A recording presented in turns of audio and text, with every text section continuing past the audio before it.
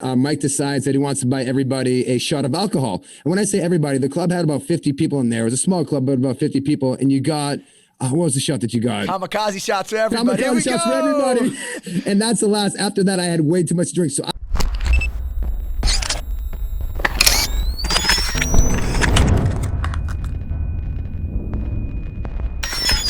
So we made it to episode number 2. Yeah.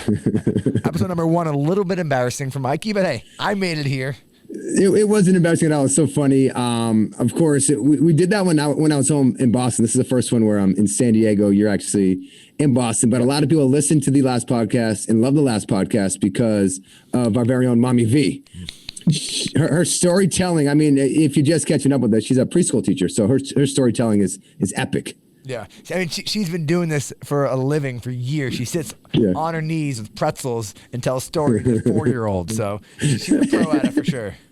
By the way, in the V spot this week, Mikey actually spoke to Nelly, who is one of my favorite rappers of all time. I know you got to talk to him about finances. Did you bring up TikTok at all? Yeah, we talked about how like TikTok has really changed the music industry because he's somebody who's been around for 30 years before social media was even around, and now he's here with a TikTok challenge on top of that. So, all right, so we're gonna get to the V spot with Nelly in a few minutes, but I mean we got to kick it off with what everybody loved from episode 1. It's story time with Mommy V. And last time, Mom, we asked you to tell a story about Mikey or about me, Frankie, and you chose Mikey last week. Who are we going to choose this week? Well, I think I'm going to choose Mikey again. Why? Why is it always me? Because your life is beyond the realm of you can't compare. We were laughing on the group text earlier today. We were laughing how Mikey's like, I think my life was made for a podcast from 100%. story after story. All right, Mommy V, it's all about you telling this story. Come on. I'm scared again to what story she has. Last time I was naked in the living room floor. And this time, what do we have? Probably naked again. No, this time we're taking you on a cruise. Okay. Oh my God. I think it was the first cruise we went on as a family, as an adult family. Yeah. Right. And when you board the boat, you go on and you have to wait till 3:00 to get into your room. Mm-hmm. And we boarded early. It was only noon. So we decided to have lunch on the bottom floor of the boat until they got our room ready. So there we were having lunch, and Michael, you had that look in your eye already. The girls were walking by, and you could just tell. So after we had lunch, I said, "Do you guys want to go have a few drinks while we wait for our room?" Mm-hmm. And off you and Frankie and Mary Ellen, your sister's husband Lee, went. Yes, we did. I want to say this was about 3:00 in the afternoon, just before we got our room. Yeah.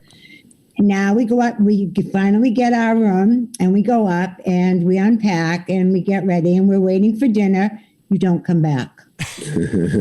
So Mary Ellen says her children are getting hungry. Daddy says they'll find us when they need to. Let's go. So we have dinner. Yeah. And we wait in the place where we have dinner, and you don't come around. We don't see you anywhere. So we go back. I had things to do. Sure you did. So we go back to the room. Mary Ellen says she has to put her kids to bed. By now it's 8:00 at night. We haven't seen you since 2 in the afternoon, 3 in the afternoon. And she puts her kids to bed. Daddy says he's tired, to get him ready for bed. So I get him ready for bed. He goes to bed. I sit there waiting and waiting and waiting in a small, dark cruise room. Yeah. Well, 1:00, Frankie comes in. I did. And once again, I say to him, "Well, where's your brother?" And he says, "Mom, I don't know. I got him on the cruise." He said, "It was hard enough for me. You have to understand, we left you before we knew our room number, our cabin number. So this is Frankie talking. He had to go down. He had to find out the cabin number. He had to find out how to get to the cabin. He had to come in." He said, "I lost Michael somewhere." I said, "Well, where's Lee?" He said, "Lost him too." I'm like, "Oh." Frankie goes to bed. I get worried that Lee's not back because Mary Ellen would be upset. So I take a cup with me and try to listen on their door to see if I can hear Lee. Lee is snoring. I know Lee's back. I know Frankie's back. I sit in the dark room and I wait.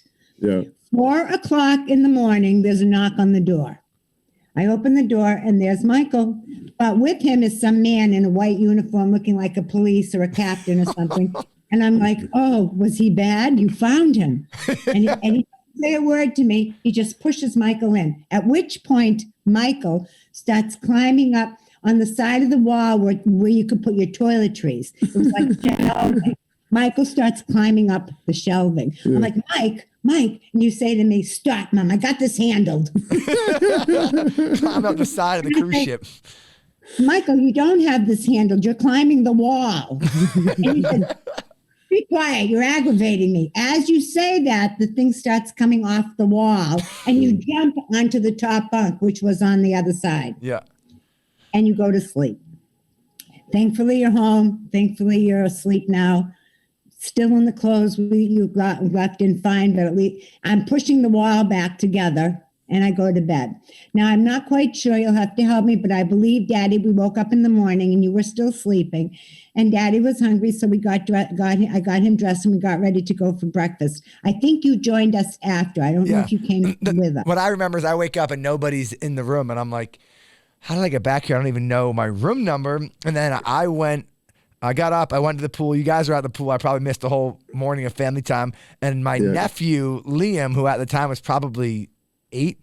He He was like, you were bad last night. I was like, I was? He's like, yeah, the cops brought you back. And in my head, I'm like, the cops brought me back? I'm going to act like I didn't hear that, and I'm going to move on with my day. And then I kept going on with the day. And then at that time, our dad was in a wheelchair. So we were a very recognizable family going around this cruise. And I remember being at now, like, between lunch and dinner, but eating with Dad, and we're just sitting by the pool, and a guy taps me on the shoulder and was like, are you Mike Vinci? I'm like, well, it depends who's asking. He's like, the captain. I'm like, oh, man. So they grabbed me, and then they pulled me away and basically told me that I think they found me like in a crew-only room. Yep, that's what they did. They found a crew-only room, and they found you, I believe, with was there a girl in there with you? Mm-hmm. Yeah, I don't think he had clothes on. Yeah. Were you naked at that point too? Okay.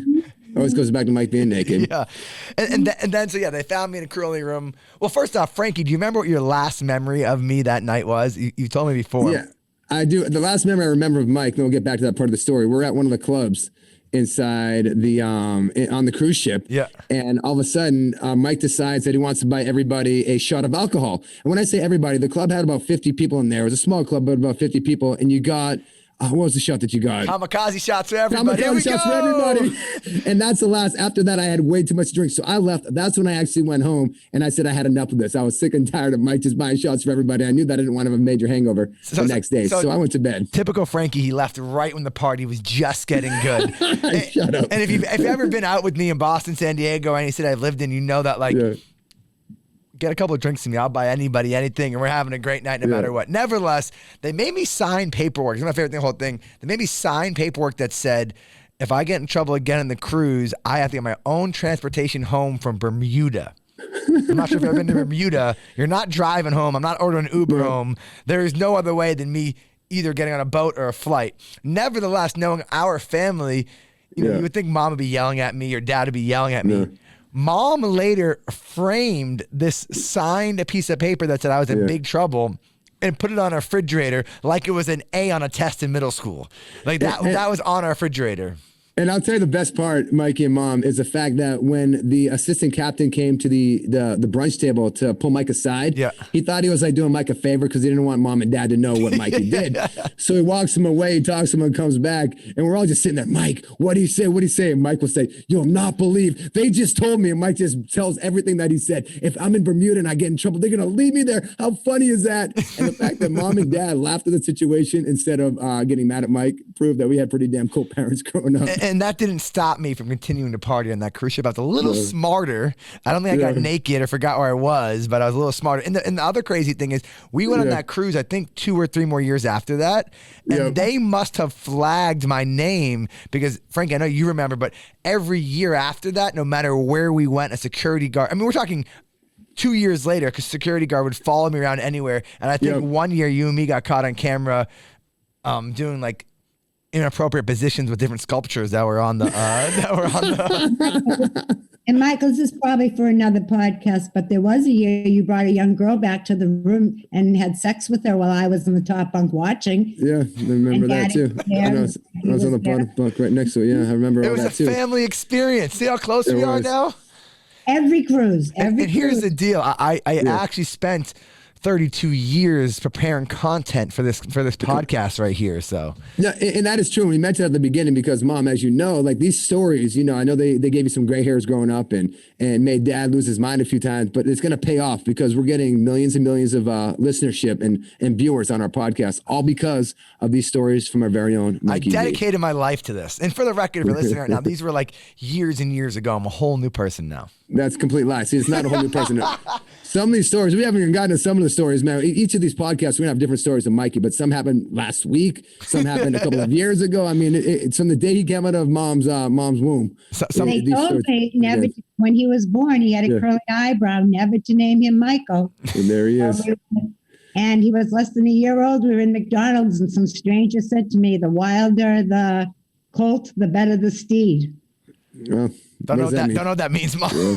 But I'm waiting for the steed. We're all waiting for that steed. Whatever the steed is, we've been waiting for it for 32 years. And we're not sure if it's coming, but if it does, it'd be great. We have some questions for you, Mom, coming up in a few minutes. We're actually going to take different quotes that either Mikey or I had said at some point in our lives, and we want to see if you can guess which one of us actually said those quotes. We'll talk about that. It's going to be which V-Bro said this. But first, we got to get to this interview that Mikey had in the V-Spot with Nelly. And I'm excited because you guys were talking about finances or something. Yeah, and you and me do a lot of real estate. And whenever I talk to artists, I always want to talk about, those real life things. And I started the conversation because we see so many athletes that, make a ton of money, but then go broke a couple years. You see artists all the time make a lot of money quick and then go broke. And my first thing I want to know is, like, you've been successful for 30 years. How did finances never become a problem for you? I mean, I'm not saying I got lucky in what I was invested in. I'm saying you get lucky. And with me is that I had such a successful career that the money was coming in so much that it was hiding mistakes that you were able to make. But I mean, real estate is always good. You never can go wrong with that because it depending on where you live, which I don't know, it's always growing. You know what I mean? And I mean, I was fortunate enough with like apple bottoms and things such as that nature. I had a school I had called EI, which is extremely something that I was proud of, where we taught kids the music business and things like that. But that was more so of a trying to give back in a way of helping people that wanted to be in it, as opposed to making a large profit off of it. And again, investing in myself and continually to be Nelly. I think that was the biggest investment, was putting it back into me. Yeah. You know what I mean? Like, so, but today is different. Today is different. And I don't want to get too sidetracked. I definitely want to get into all the music, but the first thing you said was real estate. For me, I'm a huge real estate dude. I got, not the crazy, but I got 2 families, got flips, all that kind of stuff like that. And it's crazy because it's the only place you can invest the bank's money, right? And then reap all the benefit of the investment. Like I can't go to the bank. I can't go to the bank and be like, hey, I'm going to give you 20% of a mil. Give me the other mil and buy stocks. I'll tell you to go pound sand. You say, you buy a crib. They don't care. Yeah. Exactly, because they get that asset. Yeah, they want that asset regardless. They hoping you default so they can come in. You know what I'm saying? They're hoping you default. You know what I mean? So how did you first get into real estate? Well, I mean, that's something that, you know what? And I don't want to tie these two together, but it's almost like every hustler from the street, if you were a street pharmacist, it's always a real estate is always something that that you're trying to get to put your money into, to kind of wash, to try to clean. So you're aware of real estate almost instantly if you're a hustler. That's one of those commodities that you're just like, okay, I know, because you watching the people in the hood flip the houses, you watching people come in. I've watched brothers start from the corner and build their way up to having their own dump trucks and things like that. You know what I'm saying? And you've been knowing about that at an early age. Generational wealth. It's something that an artist like you, right? You have been doing this for so many years and come so far, and you see so many artists or even athletes, it happens a ton, you know, where like you get a lot of money quick, you got a lot of people around you, it can go in so many different ways, and that money can go so quick. Talk about one thing that helped you like grow over the years. I mean, that's like gotta be the hardest thing for somebody in that position is like, I think just growing up because, you know, when you don't, this is the thing, people go to school for 6-7 years to learn how to deal with money, manage money and all that, and they still go broke. Yep, 100%. You know what I mean? So when you take kids from the hood who parents didn't have money, grandparents didn't have money, parents before that didn't have money, you know, there's no history of all of that, then, you know, you almost have to get lucky. You almost have to get lucky because the odds are in the favor of you not maintaining that type of wealth success throughout a certain period. So I think one of the things that truly helped me was that I just made so fucking much money. You know what I mean? Like, no, I mean, seriously, like, I mean, because obviously, you know, you try to do the right thing. And a lot of things that I have been successful at doing that has sustained their businesses, Apple Bottoms, Vocal, just different things. But you're learning on the fly, man. And you are, you know, vulnerable to people coming in and taking advantage of you at certain moments because, you know, you have to trust somebody or you have to try to throw it at somebody, you know what I'm saying, that you help. And sometimes people do take advantage. So, you know, what I say with money is that, don't never lose yourself because you lose money, because you can always make it back. But once you lose yourself, you can't make yourself back. You know what I mean? 100%. Like it's just hard. You see those terrible stories all the time where, you know, somebody's super successful and they, like you said, they lose themselves, whether they turn to a drug or whatever it is, but money brings them to that, or the loss of money brings them to that location. Of course. And then talk about like, cause you're a circle and like having people around you at that age and then growing and growing and growing. And I don't even want to get into people that had to cut off because that's a whole nother story. But like you have some cats that have been with you, like your manager, Jay Irvin, has been with you for a minute. Yeah, Jay, a lot of my team that's still here at Dirty ENT, my little brother City, who I used to wear the Band-Aid for and things like that. But you just want people around you who stay hungry, who aren't content. You know what I mean? Because what happens is you get some people that come around you and they're happy being where they're at. So they're not trying to win anymore. Yeah. You know what I'm saying? They're fine. They're not trying to reinvent themselves or they're not trying to get new energy, you know, and I'm always okay, I did that, but what are we going to do now? Yeah. Like, you know, they sit around waiting to get celebrated or recognized for things that they've done. And I'm trying to get recognized for what I'm doing. Yeah. You know what I mean? So it's just a different hustle mentality. That's dope. Well, so we're now going to completely switch the conversation, but I want to talk about, because you're one of the few artists that have been around so long, successful for so long, but the game has changed so much, and especially with social media, but even more with TikTok, and how, you know, an artist nowadays that gets discovered often could be through a TikTok challenge, whatever it is 10 times different than what it was 30 years ago when you were getting stuff off the ground. Rap real quick about like how did TikTok change the game of music, and even for you now? I mean, you again had hits, and then you had TikTok challenges go down.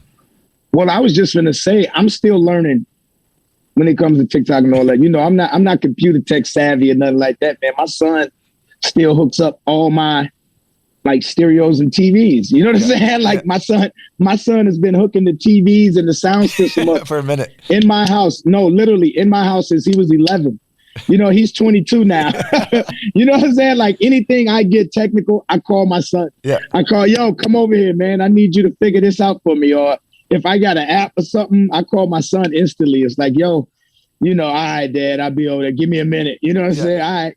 So, you know, I just think it's different ways, because you get people asking you a lot of times like, do you have any information to give out to aspiring artists? And I'm just like, I don't know, because it's totally different from the time I came out. You know, I would just always say, love what you do, because I know that never fails. But we had to physically go out. So things like TikTok and all that, that's giving people a platform to where if you look, it's people who's selling platinum records, and I've never heard of them a day in my life.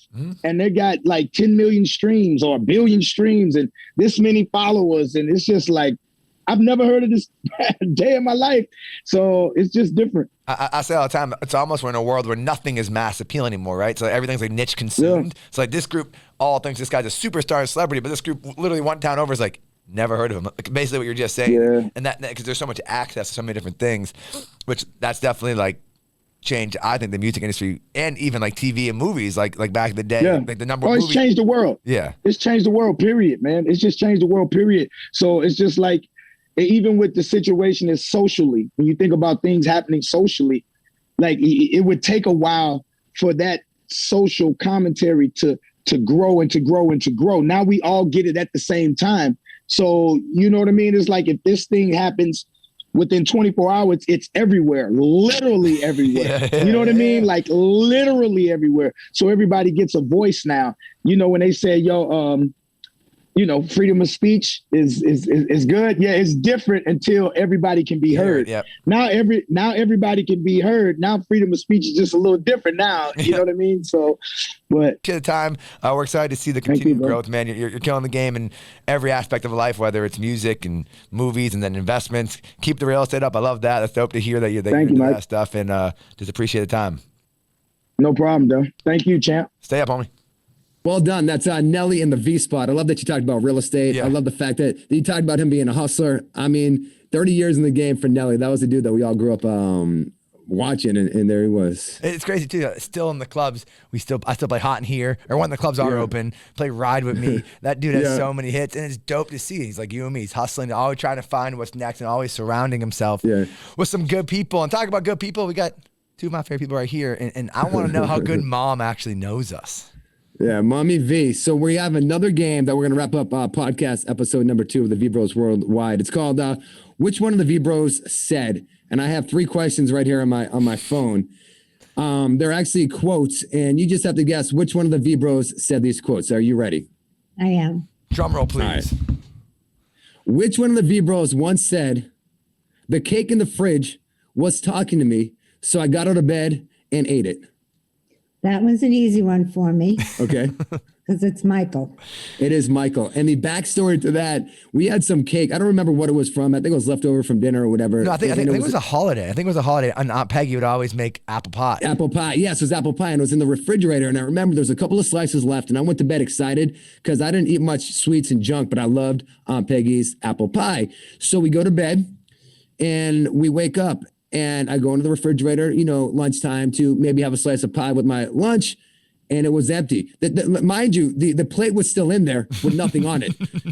I said, "What the hell happened to the apple pie?" And Mike goes, "Frankie, man, in the middle of my night, I don't know if I was dreaming, but that pie was talking to me." I said, "What'd you do?" He goes, "I was talking to me, so I got up out of bed and I went to eat it." I'm like, I noticed. See, in my defense, my issue is I try and eat healthy too often. Yeah. So during the day, I eat healthy, and then by the time night comes, I just can't fight it anymore. And I was laying in bed, I couldn't sleep, and I didn't have the apple pie at dinner. So all I could think of was like, man, maybe I just have one piece. Maybe I just have one piece.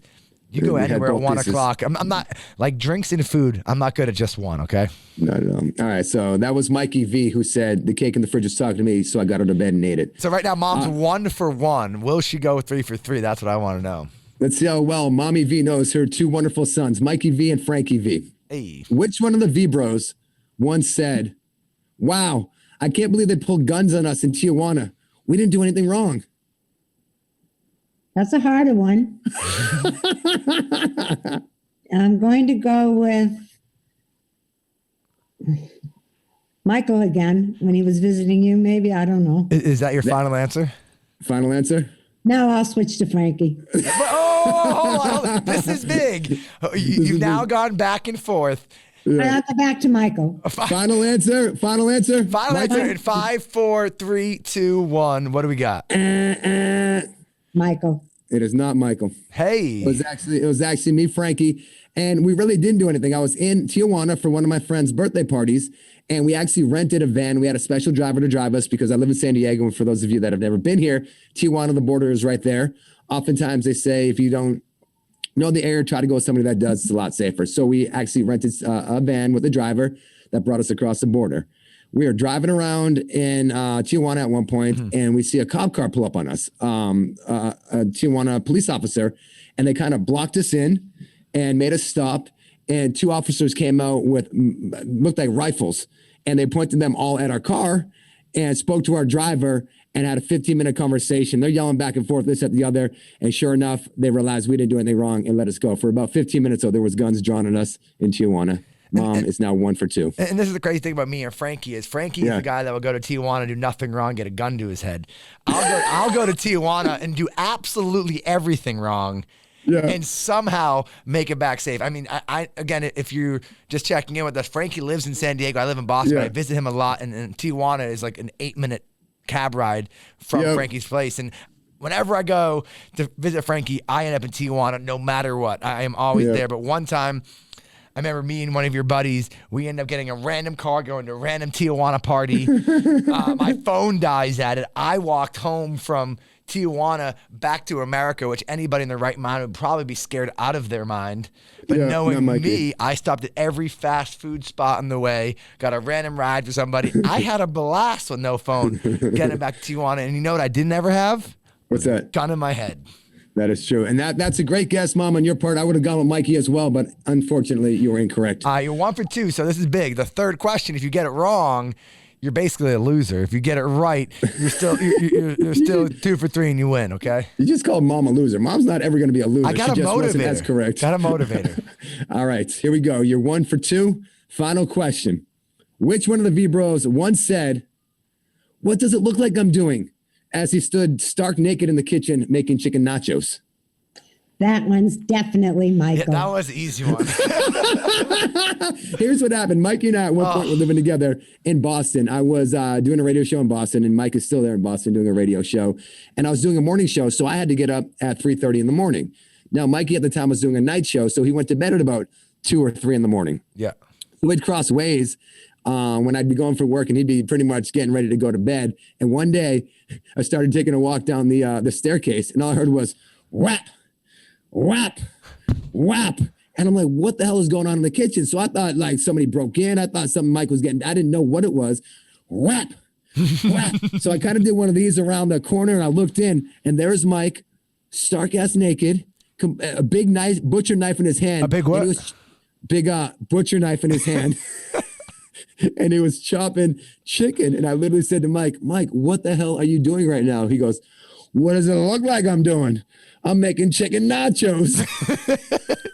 Which makes complete sense. Yeah. But the thing is, again, I think that night I probably DJ'd a club. I came home after that. I was super hungry, and I was making nachos. And the recurring theme in all this, apparently I get naked very easily. Yeah, Mikey likes to be naked. I should start OnlyFans. Speaking about OnlyFans, episode number 3, Mommy V, you may join us, you may not. You may be kicked out of this one because we are going to invite an OnlyFans member to join us and explain a little bit more on how she's been making some money. Mom, do you know what OnlyFans is? No. Okay. Well, I think Mom has to join us because Mom can ask the question like, you really do that for money? See, I like that. Mom, rewind what I just said. You'll be joining us alongside an OnlyFans female that is making a ton of money. Google it right now. Google OnlyFans and then get ready for episode you Google number 3 that. next Get week. ready for the next episode. And the scary thing is this girl probably makes as much money as you and me make working like crazy for radio stations. Yeah. So there it is. That's episode number 2 of the V-Bros Worldwide podcast. How can we find you, Mikey? Twitter and Instagram? At Mikey V on air. Mikey V on air. And Mommy is at Mommy V3 on Instagram. Did I get that correct? Mommy V3? She has no idea. I made her Instagram account, and yes, I think it is Mommy V3 because she has 3 kids.